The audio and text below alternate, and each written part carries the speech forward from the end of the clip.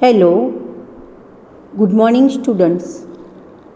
Last લેક્ચરમાં આપણે Hardy વેઇનબર્ગ સિદ્ધાંત વિશે સમજ્યા હતા. હવે એના પછી આપણે 7.8 ઉદ્વિકાસનો સંક્ષિપ્ત અહેવાલ એના વિશે માહિતી મેળવીશું. આ ટૉપિકમાંથી તમને ફક્ત MCQ જ પૂછી શકાશે, એટલે કે આ ટૉપિક તમારે MCQ માટે તૈયાર કરવાનો રહેશે. અહીંયા પહેલો પોઈન્ટ તમને આપ્યો છે, એટલે કે અત્યાર સુધી જે ઉદ્વિકાસ થયો છે એનો સંક્ષિપ્ત એટલે કે ટૂંકો અહેવાલ અહીંયા તમને રજૂ કરવામાં આવ્યો છે. જેમાં પહેલો પોઈન્ટ તમને આપ્યો છે, લગભગ 2000 મિલિયન વર્ષ પહેલાં સૌ પ્રથમ કોષીય જીવન પૃથ્વી પર જોવા મળ્યું. તો અહીંયા પહેલો ક્વેશ્ચન નીટ માટે પૂછી શકાય કે સૌ પ્રથમ કેટલા વર્ષ પહેલાં, લગભગ કેટલા વર્ષ પહેલાં પૃથ્વી પર કોષીય જીવનની શરૂઆત થઈ?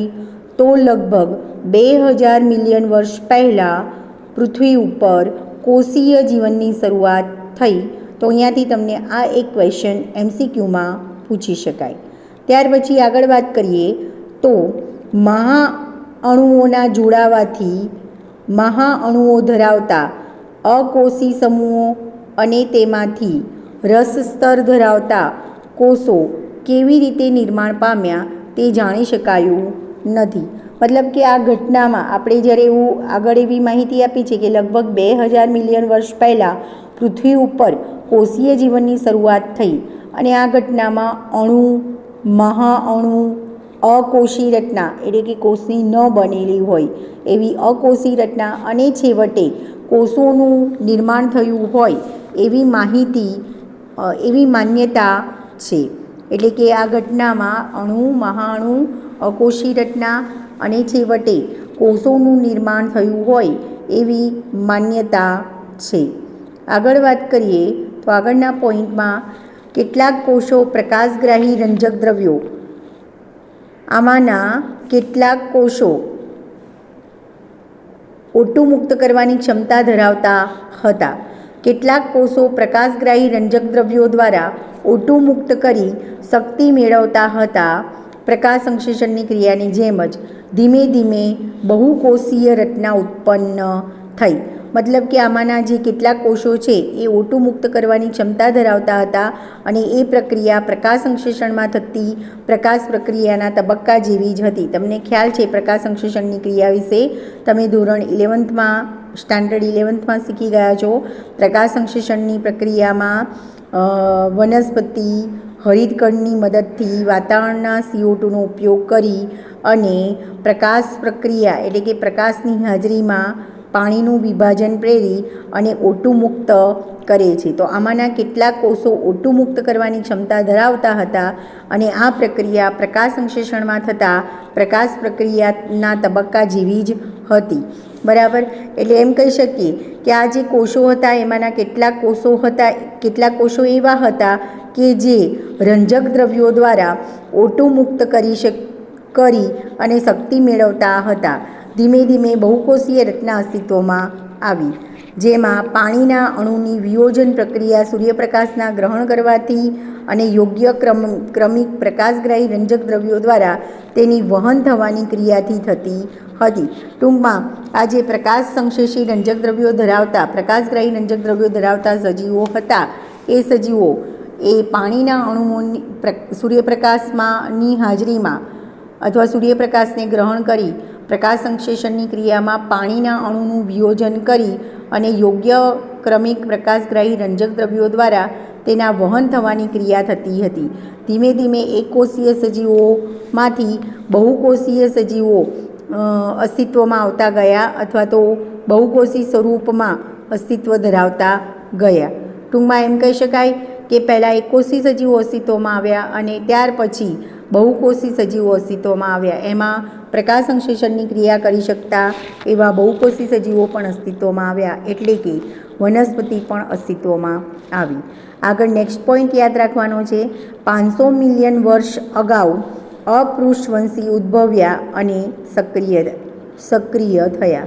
તો અહીંયા તમને નીટમાં એક ક્વેશ્ચન પૂછી શકાય, કેટલા વર્ષ અગાઉ અપૃષ્ઠવંશી પ્રાણીઓ ઉદ્ભવ્યા? તો લગભગ 500 મિલિયન વર્ષ અગાઉ અપૃષ્ઠવંશી પ્રાણીઓ ઉદ્ભવ્યા અથવા તો ઉત્પન્ન થયા. આગળ વાત કરીએ તો લગભગ નેક્સ્ટ પોઈન્ટ યાદ રાખવાનો છે, લગભગ 350 મિલિયન વર્ષ અગાઉ જડબાવિહીન માછલી ઉદ્ભવી. તો અહીંયા ફરી નીટમાં ક્વેશ્ચન તમને પૂછી શકાય કે લગભગ કેટલા વર્ષ પહેલાં જડબાવિહીન માછલી ઉદ્ભવી? તો લગભગ 300 મિલિયન વર્ષ અગાઉ જડબાવિહીન માછલી અસ્તિત્વમાં આવી. કેટલીક વનસ્પતિઓ લગભગ 320 મિલિયન વર્ષ અગાઉ અસ્તિત્વમાં આવી હોય એવી ધારણા છે. તો અહીંયા ફરી એક ક્વેશ્ચન નીટમાં પૂછી શકાય, કેટલીક વનસ્પતિઓ ક્યારે અસ્તિત્વમાં આવેલી હોય એવી ધારણા છે? તો લગભગ 320 મિલિયન વર્ષ અગાઉ કેટલીક વનસ્પતિઓ અસ્તિત્વમાં આવી એવી ધારણા છે. તો આ બધા જ MCQ તમને નીટમાં પૂછી શકાય. કહીએ તો વનસ્પતિ જમીન પર આવનાર સૌ પ્રથમ સજીવો હતા. એટલે એવું કહી શકાય કે પૃથ્વી પર અથવા તો જમીન ઉપર અસ્તિત્વમાં આવતા સૌપ્રથમ સજીવો કયા હતા? તો વનસ્પતિઓ એ જમીન પર આવનાર સૌપ્રથમ સજીવો હતા. જ્યારે પ્રાણીઓ જમીન પર આવે ત્યારે વનસ્પતિઓ જમીન પર ખૂબ જ પથરાયેલી હતી. મતલબ કે પૃથ્વી ઉપર અથવા તો જમીન ઉપર જ્યારે પ્રાણીઓ અસ્તિત્વમાં આવ્યા એ પહેલાં જમીન ઉપર વનસ્પતિ વિપુલ પ્રમાણમાં અથવા તો ખૂબ જ પ્રમાણમાં પથરાયેલી હતી. આગળ વાત કરીએ તો આગળનો ટૉપિક આપ્યો છે ભારે અને મજબૂત મીનપક્ષવાળી માછલીઓ. ભારે અને મજબૂત મીનપક્ષવાળી માછલીઓ એ જમીન પરથી પાણીમાં પાછી ફરી શકતી હતી. બરાબર, એટલે અહીંયા તમને આપેલું છે આ ઘટના લગભગ 350 મિલિયન વર્ષ અગાઉ જોવા મળતી હતી. 1938માં દક્ષિણ આફ્રિકામાં પકડાયેલી મત્સ્ય સિલિકાન્સ મનાતી હતી. મતલબ કે અહીંયા ટૉપિક તમને MCQમાં નીટમાં પૂછી શકાય અહીંયા કે 1938માં દક્ષિણ આફ્રિકામાં કઈ મત્સ્ય જોવા મળતી હતી? તો 1938માં દક્ષિણ આફ્રિકામાં લુપ્ત થયેલ જાતિ અથવા લુપ્ત થયેલ મનાતી મત્સ્ય સિલાકાંથ અસ્તિત્વ ધરાવતી હતી. તો આ મત્સ્યનું નામ યાદ રાખજો, જે તમને MCQમાં પૂછી શકાય. 1938માં દક્ષિણ આફ્રિકામાં સિલાકાંથ નામની મત્સ્ય ઓળખવામાં આવતી હતી, જે લુપ્ત થઈ છે, જેમાંથી પ્રથમ ઉભયજીવી ઉત્પન્ન થયા છે. બરાબર, અને આ માછલી એવી હતી કે 1938માં દક્ષિણ આફ્રિકામાં લુપ્ત થયેલ મનાતી મત્સ્ય સિલાકાંથ મળી આવી હતી. અને લોબફિન્સ અહીંયા તમને શબ્દ આપ્યો છે લોબફિન્સ તરીકે ઓળખવામાં આવતી હતી. મતલબ કે આ સિલાકાંથ નામની જે મત્સ્ય હતી અને જે અત્યારે લુપ્ત થયેલી હોવાનું માનવામાં આવે છે, એ લોબફિન્સ તરીકે ઓળખવામાં આવતી હતી. અને એમાંથી સૌ પ્રથમ ઉભયજીવી અસ્તિત્વમાં આવ્યા અથવા ઉભયજીવી ઉત્પન્ન થયા. અને ઉભયજીવી સજીવો જે જમીન અને પાણી બંનેમાં વસવાટ કરે છે, બંને જગ્યાએ વસવાટ કરી શકે છે. તમને ખ્યાલ છે કે ઉભયજીવી સજીવ કોને કહેવાય? તો ઉભયજીવી સજીવ એ જમીન અને પાણી એમ બંને જગ્યાએ વસવાટ કરી શકે છે. તો તમને અહીંયા નીટમાં MCQ આટલા પૂછી શકાય કે 1938માં દક્ષિણ આફ્રિકામાં કઈ મત્સ્ય જોવા મળતી હતી જે અત્યારે લુપ્ત થઈ ગયેલી છે? તો સિલાકાંથ. આ જે પ્રાણી છે એને કયા નામથી ઓળખવામાં આવતું હતું? તો આ પ્રાણીને લોબફિન્સ તરીકે ઓળખવામાં આવતું હતું. અને આ લોબફિન્સમાંથી કયા સજીવ અસ્તિત્વમાં આવ્યા? તો આ લોબફિન્સમાંથી સૌ પ્રથમ ઉભયજીવી સજીવ ઉત્પન્ન થયા હતા. અને આવા ઉભયજીવી સજીવ જમીન અને પાણી એમ બંને જગ્યાએ વસવાટ કરતા હતા. બરાબર, તો આના પછી આ જે ઉભયજીવી પ્રાણી છે એના ઉદાહરણ તમને આપ્યા છે કે આમાંના કોઈ જે નમૂના આપણી પાસે બચ્યા નથી, એટલે કે આમાંથી જે ઉભયજીવી સજીવો છે એમાંથી કોઈ, મતલબ કે આગળ જે સિલાકાંથ આપણે વાત કરી કે લોબફિન્સ કહીએ, એમાંના કેટલાક નમૂના આપણી પાસે બચ્યા નથી. આગળ વાત કરીએ તો હાલના દેડકા અને સાલામંડરના પૂર્વજો હતા. મતલબ કે અત્યારે જે ઉભયજીવી, પહેલાં જે ઉભયજીવી જોવા મળતા હતા એ ઉભયજીવી અત્યારે બચ્યા નથી, જે હાલના સાલામાન્ડર અને દેડકાના પૂર્વજો હતા. બરાબર. એટલે અહીંયા ઉભયજીવી સજીવોના તમને નામ આપેલા છે, એક સાલામંડર અને બીજા દેડકા. આગળ વાત કરીએ તો ઉભયજીવીમાંથી કયા સજીવ અસ્તિત્વમાં આવ્યા એની આપણે ચર્ચા કરીશું. નેક્સ્ટ પોઈન્ટ છે ઉભયજીવી સજીવોમાંથી કયા સજીવો ઉતરી આવ્યા. તો ઉભયજીવીમાંથી સરીસૃપ સજીવ ઉતરી આવ્યા. તો આ પણ તમને નીટમાં એમસીક્યુમાં પૂછી શકાય. ઉભયજીવી અથવા સરીસૃપો કયા સજીવમાંથી ઉતરી આવ્યા છે. તો સરીસૃપો એ ઉભયજીવી સજીવોમાંથી ઉતરી આવ્યા છે. આ જે સજીવો છે એ જાડા કવચવાળા ઈંડા મૂકતા, જે સૂર્યપ્રકાશમાં ઉભયજીવીના ઈંડાની માફક સુકાઈ જતા નહોતા. બરાબર. મતલબ કે આ જે સજીવો છે એ જાડા કવચવાળા ઈંડા મૂકતા હતા, પણ એ સજીવો, એ જે ઈંડા છે ઉભયજીવીના ઈંડાની માફક સુકાઈ જતા નહોતા. ત્યાર પછીની આપણે વાત કરીએ તો હાલના સમયે ફરી એકવાર આપણે કેવળ તેમના વંશજો એટલે કે કાચબા, કશ્યપ, મગરને જોઈ શકીએ છે. એ સરીસૃપ અને ઉભયજીવીના આપણે વંશજો કહી શકીએ. ત્યારબાદ નેક્સ્ટ પોઈન્ટ યાદ રાખવાનો છે.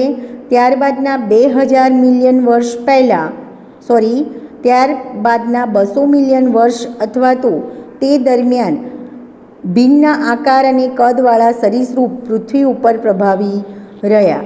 બરાબર. ત્યારબાદ 200 વર્ષ પહેલાં ભિન્ન આકાર અને કદવાળા સરીસૃપ પૃથ્વી ઉપર પ્રભાવશાળી રહ્યા. એટલે કે 200 મિલિયન વર્ષ પૂર્વે ભિન્ન આકારના અને ભિન્ન કદવાળા સરીસૃપ પૃથ્વી ઉપર પ્રભાવશાળી રહ્યા, એટલે કે વધુ પ્રમાણમાં અસ્તિત્વ ધરાવતા હતા. અને તે સમય દરમિયાન ફક્ત ત્રિઅંગી વનસ્પતિ હાજર હતી, અને જે ધીરે ધીરે નાશ પામી કોલસાના ભંડારમાં ફેરવાઈ ગયા. મતલબ કે જે સરીસૃપ અસ્તિત્વમાં આવ્યા ભિન્ન આકાર અને કદવાળા 200 મિલિયન વર્ષ પૂર્વે, એ સમયગાળા દરમિયાન ફક્ત ત્રિઅંગી વનસ્પતિ હાજર હતી, વિશાળ પ્રમાણમાં ત્રિઅંગી વનસ્પતિ હાજર હતી, અને ધીરે ધીરે તેઓ મૃત્યુ પામ્યા અને ધીમે ધીમે એમાંથી કોલસાના ભંડાર બની ગયા. એટલે અશ્મિ કઈ રીતે અસ્તિત્વમાં આવે એ પણ અહીંયા તમને માહિતી આપી છે. નેક્સ્ટ પોઈન્ટ તમારે યાદ રાખવાનું છે કે લગભગ કેટલાક સંભવતઃ 200 મિલિયન વર્ષ પૂર્વે, ઉદાહરણ તરીકે ઇક્તિયોસોરસ મત્સ્ય જેવા સરીસૃપોમાં ઉદ્વિકાસ પામવા જમીન ઉપરથી પાણીમાં પાછા ફર્યા. મતલબ કે ઈસવીસન લગભગ 200 મિલિયન વર્ષ દરમિયાન મત્સ્ય જેવા સરીસૃપો જમીનમાંથી પાણીમાં પાછા ફર્યા, અને એનું ઉદાહરણ છે ઇક્તિયોસોરસ. તો અહીંયા તમને નીટમાં ક્વેશ્ચન પૂછી શકાય કે લગભગ 200 મિલિયન વર્ષ દરમિયાન અથવા વર્ષ પૂર્વે મત્સ્ય જેવા સરીસૃપ કે જે માછલી જેવા લાગતા હોય એવા સરીસૃપો એમાં કયું ઉદાહરણ એવું છે કે જે મત્સ્ય જેવું સરીસૃપ છે અને જે જમીનમાંથી પાછા પાણીમાં ફર્યા, તો એનું ઉદાહરણ છે ઇક્તિયોસોરસ. બરાબર. લગભગ 200 મિલિયન વર્ષ પૂર્વે મત્સ્ય જેવા સરીસૃપ, દાખલા તરીકે ઇક્તિયોસોરસ, એ જમીનમાંથી પાછા પાણીમાં ફર્યા હતા. દાખલા તરીકે ઇક્તિયોસોરસ. તો આ ઉદાહરણ તમારે યાદ રાખવાનું રહેશે. જમીન પર રહેલા સરીસૃપો ડાયનોસોર્સ હતા. મતલબ કે પહેલાં જે સરીસૃપ અસ્તિત્વમાં આવ્યા હતા એ ડાયનોસોર્સ હતા, જેમાં સૌથી મોટા એટલે કે ટાયરેનોસોરસ રેક્સ, જે આશરે 20 ફૂટ ઊંચાઈ અને કટાર જેવા દાંત ધરાવતા હતા. એટલે અહીંયા તમને એવું કીધું છે કે સૌપ્રથમ જે સરીસૃપ જોવા મળતા હતા એ લગભગ ડાયનોસોર્સ હતા. બરાબર. એમાંના સૌથી મોટા ડાયનોસોર્સ, એનું નામ આપેલું છે ટાયરેનોસોરસ રેક્સ. એ સૌથી મોટા ડાયનોસોર્સ હતા, ટાયરેનોસોરસ રેક્સ. જે આશરે 20 ફૂટની ઊંચાઈ ધરાવતા હતા અને કટાર જેવા દાંત ધરાવતા હતા. તો અહીંયા ફરી તમને એક ક્વેશ્ચન નીટમાં પૂછી શકાય કે સૌથી મોટા ડાયનેસોર્સ કયા હતા? તો સૌથી મોટા ડાયનેસોર્સ એ ટાયરેનોસોરસ રેક્સ હતા, જે આશરે 20 ફૂટની ઊંચાઈ અને વિશાળ ભયાનક કટાર જેવા દાંત ધરાવતા હતા. બરાબર. તો આ પોઈન્ટ તમારે નીટ માટે યાદ રાખવાનો છે. આગળ વાત કરીએ તો 65 મિલિયન વર્ષ પૂર્વે, આશરે 65 મિલિયન વર્ષ પૂર્વે આબોહવાકીય ફેરફારના કારણે ડાયનેસોર પૃથ્વી ઉપરથી અદૃશ્ય થઈ ગયા. તો સૌ પહેલાં પૃથ્વી પર ડાયનેસોર અસ્તિત્વમાં હતા. આશરે કેટલા વર્ષ પૂર્વે? આપણે આગળ વાત કરી કે 200 મિલિયન વર્ષ પૂર્વે ડાયનેસોર પૃથ્વી પર અસ્તિત્વમાં હતા. પણ 65 મિલિયન વર્ષ પૂર્વે આબોહવાકીય ફેરફાર થયા, ઘણા બધા આબોહવાકીય ફેરફાર થયા, અને આવા આબોહવામાં ફેરફારના કારણે અથવા આબોહવાકીય ફેરફારના કારણે ડાયનેસોર એ પૃથ્વી ઉપરથી અદૃશ્ય થઈ ગયા. તેમાંના કેટલાક પક્ષીઓમાં ઉદ્વિકાસ પામ્યા. નાના કદના સરીસૃપોનું અત્યારે પણ અસ્તિત્વમાં જોવા મળે છે. તો આ જે ડાયનેસોર આશરે 65 મિલિયન વર્ષ પૂર્વે આબોહવાકીય ફેરફાર થવાના કારણે ડાયનેસોર અદૃશ્ય થયા, એમાંના કેટલાક પક્ષીઓમાં ઉદ્વિકાસ પામ્યા, અને કેટલાક એવું પણ માને છે કે નાના કદના સરીસૃપો અત્યારે પણ અસ્તિત્વમાં છે. ખાસ આગળ વાત કરીએ તો પહેલાં જે સસ્તનો એ છછુંદર જેવા હતા. પહેલાંના સસ્તનો એ છછુંદર જેવા હતા. તેમના અસ્મિઓ નાના કદના હોય છે. છછુંદર નાનું પ્રાણી છે, તો એના અસ્મિ પણ નાના કદના જ હોય છે. સસ્તનો અપત્યપ્રસવી પ્રાણી હતા. સસ્તનો સંવેદનશીલ અને ડરનો સામનો કરવા માટે બુદ્ધિશાળી હતા. સસ્તન પ્રાણીઓ સંવેદનાનો સામનો કરી શકતા હતા અને ડરનો સામનો કરવા માટે પણ બુદ્ધિશાળી હતા. સરીસૃપોની સંખ્યા ઓછી થતાં, સરીસૃપો ઓછા થાય ત્યારે સસ્તનોએ પૃથ્વી પર પોતાનો કબજો મેળવ્યો. મતલબ કે પૃથ્વી ઉપર સરીસૃપ પ્રાણી ઓછા થયા ત્યાર પછી સસ્તન પ્રાણીઓ પોતે પૃથ્વી પર પ્રભાવશાળી બન્યા, એટલે કે સસ્તન પ્રાણીઓની સંખ્યામાં વધારો થયો. દક્ષિણ અમેરિકામાં સસ્તનો જેવા કે ઘોડા, હિપ્પોપોટેમસ, રીંછ, સસલા વગેરેને મળતા સસ્તનો જોવા મળતા હતા. મતલબ કે દક્ષિણ અમેરિકામાં કયા સસ્તન જોવા મળતા હતા? તો ઘોડા, હિપ્પોપોટેમસ, રીંછ જેવા સસ્તનો જોવા મળતા હતા. આગળ વાત કરીએ તો અહીંયા તમને પૂછી શકાય ક્વેશ્ચન કે દક્ષિણ અમેરિકામાં કયા સસ્તનો જોવા મળતા હતા? તો દક્ષિણ અમેરિકામાં ઘોડા, હિપ્પોપોટેમસ, રીંછ અને સસલા જેવા સસ્તનો જોવા મળતા હતા. હવે ખંડીય વિચલનને કારણે ખંડીય વિચલન એટલે શું? આગળ આપણે શરૂઆતમાં સમજાવી દીધું. ખંડીય વિચલનને કારણે દક્ષિણ અમેરિકા ઉત્તર અમેરિકા સાથે જોડાતા આ પ્રાણીઓએ ત્યાં પ્રભુત્વ જમાવ્યું. હવે ખંડ વિચલન થવાના કારણે દક્ષિણ અમેરિકા ઉત્તર અમેરિકા સાથે જોડાઈ ગયું, અને એના કારણે આ પ્રાણીઓ એટલે કે સસ્તન પ્રાણીઓએ ત્યાં પોતાનું પ્રભુત્વ જમાવ્યું.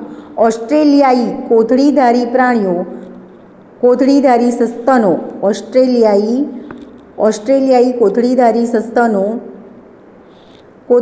સસ્તનો અન્ય સસ્તનોની સ્પર્ધાના અભાવને કારણે ટકી રહ્યા છે. મતલબ કે ઓસ્ટ્રેલિયામાં જે કોથળીધારી સસ્તનો છે એ સસ્તનો હજુ પણ ટકી રહ્યા છે. એનું કારણ છે કે એને બીજા કોઈ સસ્તનો સાથે સ્પર્ધા કરવી પડતી નથી, એટલે એ હજુ પણ આ કોથળીધારી સસ્તનો છે એ ઓસ્ટ્રેલિયામાં ટકી રહ્યા છે. જ્યારે બીજી જગ્યાએ આ કોથળીધારી સસ્તનોને અન્ય સસ્તનોની સાથે સ્પર્ધા કરવી પડે છે, એટલે ત્યાં એ કોથળીધારી સસ્તનો જળવાયા નથી. પણ આ યાદ રાખજો, ઓસ્ટ્રેલિયાઈ કોથળીધારી સસ્તનો અન્ય સસ્તનોની સ્પર્ધાના અભાવને કારણે ત્યાં ટકી રહ્યા છે. કેટલાક જેવા કે સીલ,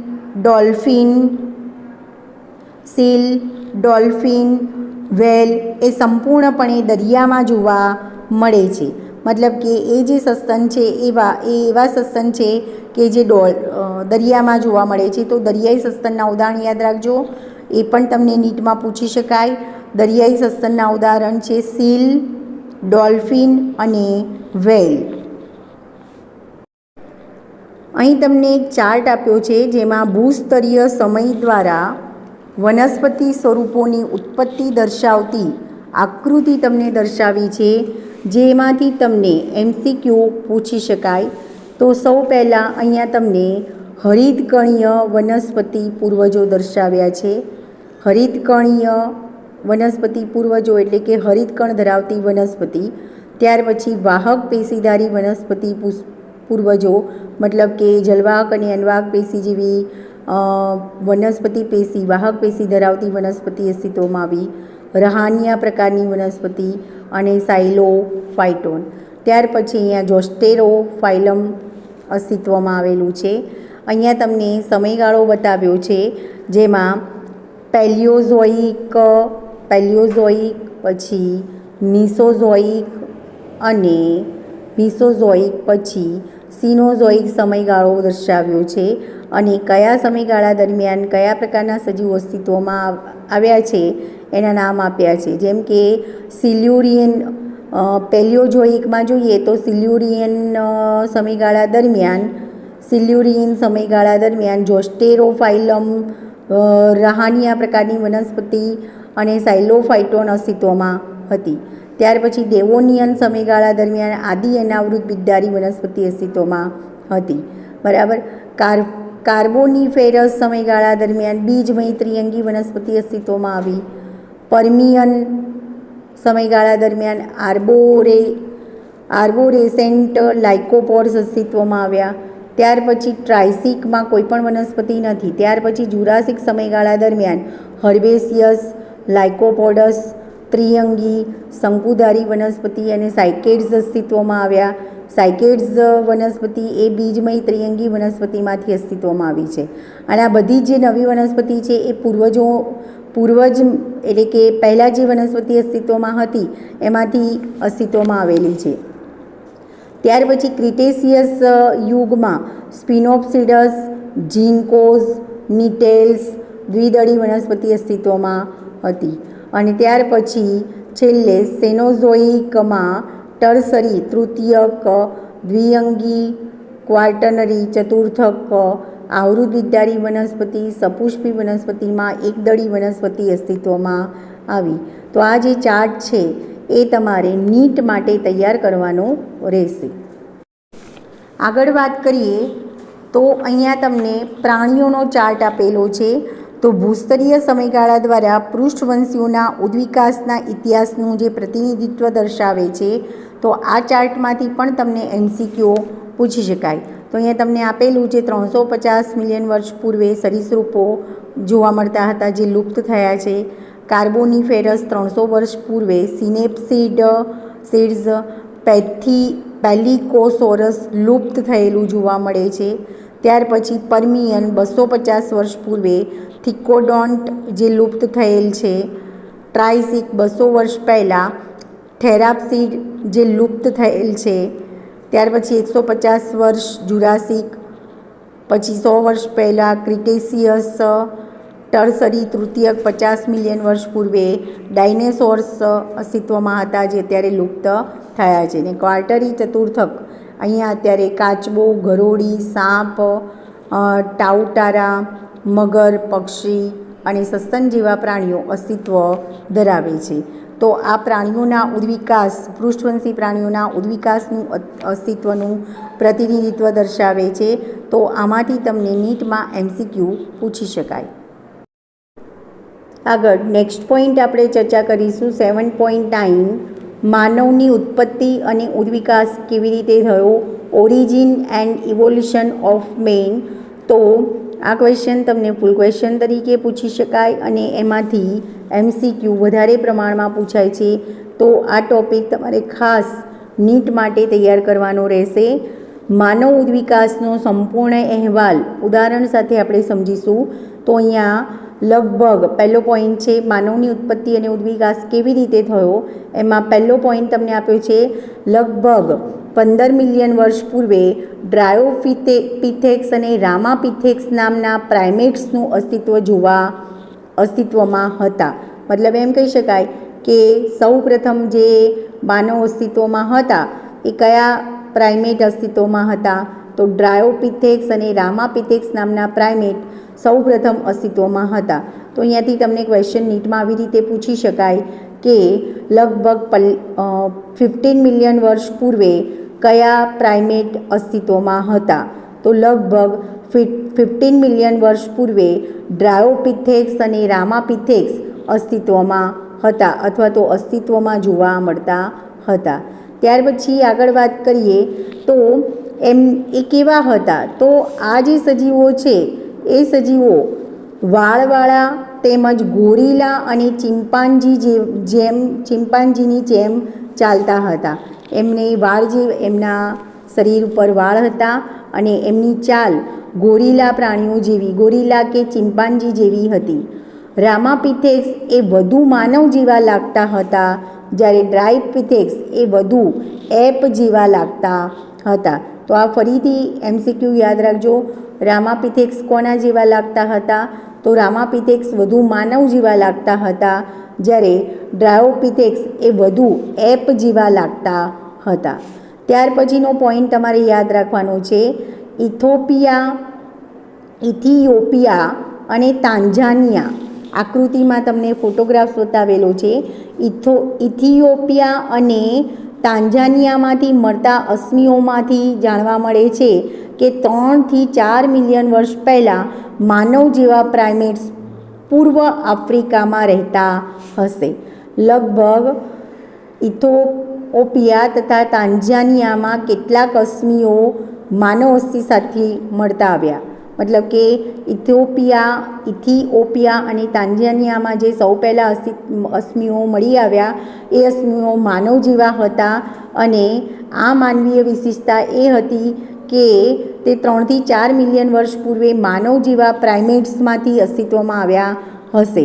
મતલબ એમ કહી શકાય કે ઇથિયોપિયા અને તાંઝાનિયામાંથી મળતા અશ્મિઓથી જાણવા મળે છે કે 3 થી 4 મિલિયન વર્ષ પૂર્વે પહેલાં માનવ જેવા પ્રાઇમેટ્સ પૂર્વ આફ્રિકામાં વસવાટ કરતા હતા, પૂર્વ આફ્રિકામાં વિચરણ કરતા હતા, એટલે કે વસવાટ કરતા હતા, પૂર્વ આફ્રિકામાં રહેતા હશે. તેઓ લગભગ 4 ફૂટ જેટલી ઊંચાઈ ધરાવતા હતા અને ટટ્ટાર ચાલતા હોવાનું મનાય છે.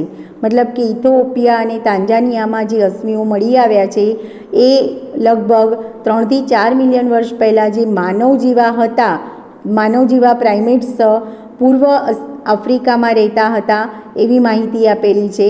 અને આ જે માનવ છે એ લગભગ 4 ફૂટ ઊંચાઈ અને ધરાવતા હતા અને લગભગ ટટ્ટાર ચાલતા હોવાનું મનાય છે. આગળ વાત કરીએ તો નેક્સ્ટ પોઈન્ટ છે લગભગ 2 મિલિયન વર્ષ પૂર્વે ઓસ્ટ્રેલોપિથેસીન સંભવતઃ પૂર્વ આફ્રિકાના ઘાસના મેદાનમાં રહેતા હતા. તો આ પણ તમને ક્વેશ્ચન નીટમાં પૂછી શકાય. લગભગ 2 મિલિયન વર્ષ પૂર્વે કયા માનવી અથવા કયા સજીવો પૂર્વી આફ્રિકાના ઘાસના મેદાનોમાં રહેતા હતા, તો ઓસ્ટ્રેલોપિથેસન એ લગભગ 2 મિલિયન વર્ષ પૂર્વે પૂર્વી આફ્રિકાના ઘાસના મેદાનોમાં રહેતા હતા. આગળ વાત કરીએ તો આ જે પૂર્વી આફ્રિકાના ઘાસના મેદાનમાં રહેતા હતા, શરૂઆતમાં તે પથ્થરોના ઓજારોથી શિકાર કરતા હતા અને મૂળભૂત રીતે ફળનો આહાર તરીકે ઉપયોગ કરતા હતા. આ જે ઓસ્ટ્રેલોપિથેસન છે એ પથ્થરોના ઓજારથી શિકાર કરતા હતા અને ફળનો આહાર તરીકે ઉપયોગ કરતા હતા. આગળ વાત કરીએ તો કેટલાક અશ્મિઓ અલગ હતા તેને પ્રથમ માનવ હોમો હેબિલિસ કહેવાયા. કેટલાક અશ્મિઓ અલગ હતા જેને ભિન્ન હતા અને આ જીવને પ્રથમ માનવ જેવા કહેવાતા માનવીય હેબિલસ તેમને હોમો હેબિલસ કહેવાયા. બરાબર, એટલે કે પ્રથમ જે માનવ જેવા લાગતા હતા એવા અશ્મિઓને માનવીય હોમો હેબિલસ તરીકે ઓળખવામાં આવ્યા. હોમો હેબિલસ તરીકે ઓળખવામાં આવ્યા. કેટલાક અશ્મિઓ અલગ હતા તેને પ્રથમ માનવ હોમો હેબિલસ કહેવાયા. તેમના મગજની ક્ષમતા લગભગ 650થી 800 સીસીના વચ્ચેની હતી અને તેઓ સંભવતઃ માંસાહારી નહોતા. બરાબર, મતલબ કે જે પહેલાં અશ્મિઓ મળી આવ્યા, જે માનવ હોમો હેબિલસ કહેવાયા, એમના મગજની અહીંયા નીટમાં ક્વેશ્ચન પૂછી શકાય, માનવ હોમો હેબિલસની મગજની ક્ષમતા કેટલી હતી? તો માનવ હોમો હેબિલસ ની મગજની ક્ષમતા લગભગ 650થી 800 સીસી જેટલી હતી અને તેઓ લગભગ માંસાહારી નહોતા, એટલે કે શાકાહારી હતા. આગળનો પોઈન્ટ યાદ રાખવાનો છે. 1891માં જાવામાંથી 1.5 મિલિયન વર્ષ પૂર્વે 1891માં જાવામાંથી 1.5 મિલિયન વર્ષ પૂર્વેના હોમો ઇરેક્ટ્સના અશ્મિઓ મળી આવ્યા. તેના મગજની ક્ષમતા 900 સીસી જેટલી હતી. મતલબ કે એના મસ્તિષ્કની ક્ષમતા 900 સીસી જેટલી હતી. તો અહીંયા પણ તમને એવો ક્વેશ્ચન પૂછી શકાય કે 1891માં જાવામાંથી કયા અશ્મિઓ મળી આવ્યા? હોમો ઇરેક્ટ્સના. કેટલા વર્ષ પૂર્વે? 1.5 મિલિયન વર્ષ પૂર્વે. કોના અશ્મિ મળી આવ્યા? તો હોમો ઇરેક્ટ્સના અશ્મિ મળી આવ્યા અને એનું મગજ મોટું હતું અને એની મસ્તિષ્ક ક્ષમતા લગભગ 900 સીસી જેટલી હતી. આગળ વાત કરીએ તો હોમો ઇરેક્ટ્સ સંભવતઃ માંસ ખાતા હતા. હોમો ઇરેક્ટ્સ માંસાહારી હતા એવું કહી શકાય. આગળ વાત કરીએ તો નિએન્ડરથલ માનવ 1400 સીસીના મગજની ક્ષમતા ધરાવતા હતા. મતલબ કે નિએન્ડરથલ માનવની એવો ક્વેશ્ચન પૂછી શકાય કે નિએન્ડરથલ માનવની મસ્તિષ્ક ક્ષમતા કેટલી છે? તો નિએન્ડરથલ માનવની મસ્તિષ્ક ક્ષમતા લગભગ 1400 સીસી જેટલી છે. નિએન્ડરથલ માનવ જેની મસ્તિષ્ક ક્ષમતા 1400 સીસી મગજની હતી, મતલબ કે મગજની મસ્તિષ્ક ક્ષમતા 1400 સીસી જેટલી ધરાવતા હતા. તેઓ 1,40,000 વર્ષ પહેલાં પૂર્વ મધ્ય એશિયામાં રહેતા હતા. તેઓ શરીર પર ખાલ વીંટતા અને તેમના મૃતકોને જમીનમાં દાટતા હતા. મતલબ કે જે નિએન્ડરથલ માનવ હતા એ નિએન્ડરથલ માનવ લગભગ 1,40,000 વર્ષ પૂર્વી અને મધ્ય એશિયાની નજીક રહેતા હતા. તો અહીંયા તમને ક્વેશ્ચન નીટમાં પૂછી શકાય કે નિએન્ડરથલ માનવની મસ્તિષ્ક ક્ષમતા કેટલી હતી? 1400 સીસી જેટલી. પછી નિએન્ડરથલ માનવ આશરે કેટલા વર્ષ પૂર્વી અને મધ્ય એશિયાના નજીક રહેતા હતા? તો 1,40,000 વર્ષ પૂર્વી અને મધ્ય એશિયાની નજીક રહેતા હતા અને તેમના શરીર ઉપર રક્ષા માટે ખાલનો ઉપયોગ કરતા હતા અને તેમના મૃતકોને એટલે કે મૃતદેહને જમીનમાં દાટવામાં આવતા હતા. આગળ વાત કરીએ તો 75,000થી 10,000 વર્ષ અગાઉ હિમયુગ દરમિયાન 75,000થી 10,000 વર્ષ અગાઉ હિમયુગ દરમિયાન આધુનિક હોમોસેપિયન્સ પ્રગટ થયા. એ પહેલાં અહીંયા તમને એક માહિતી આપેલી છે કે હોમોસેપિયન્સ આફ્રિકામાં પ્રગટ થયા.